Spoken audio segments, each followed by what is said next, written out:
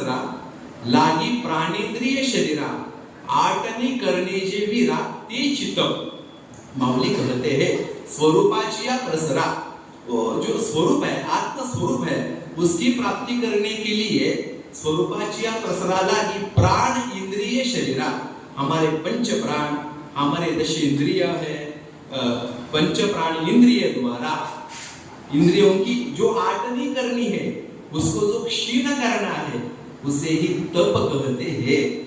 तैसा, यहाँ में पद आया है तैसा, तैसा मानी कैसा, इसलिए महाराज जी ने 4-5 दृष्टांत बताए हैं। एक दृष्टांत कहता हूँ, जैसे कि महाराज जी कहते हैं भगवान के सामने हम धूप लगाते हैं। धूप क्या होता है, लगाया वो सर्वांग भगवान के लिए समर्पित करता है, उसका संपूर्ण अंग अग्नि के द्वारा वह समर्पित करता है, क्षीण करता है। वैसे ही हमारे शरीर को भगवान के प्राप्ति के लिए क्षीण करना उसे ही तप कहते हैं। आटनी करणे, आटनी करणे जिजवणे, क्षीण करणे, वीरा तीची तप, उसे ही तप कहते हैं। यानी वैचारिक तप का स्वरूप बताते हुए महाराज जी कहते हैं देह जीवाची मिळणी जो उदयजत सुये पाणी तो विवेकांत करणी जाग विजो। वेदांत शास्त्र में 3 प्रकार का अध्यास बताया है।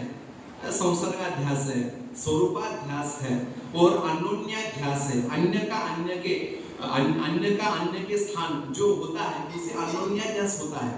तो देह जीवाची मिळणी, माऊली कहते देह जीव आत्म तत्व इनका मिलन हो गया है, अन्योन्याध्यास हो गया है।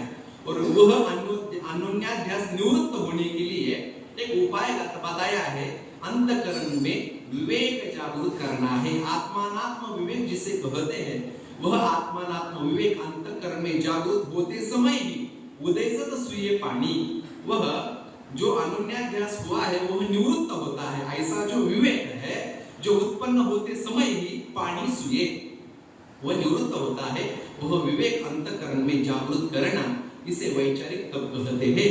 इस प्रकार बहुत विस्तारित रूप में इस तप का विचार ज्ञानेश्वर महाराज जी ने ज्ञानेश्वरी ग्रंथ में किया गया है। ऐसा यह तप है, इसलिए तप करने के लिए शरीर क्षीण करना पड़ता है।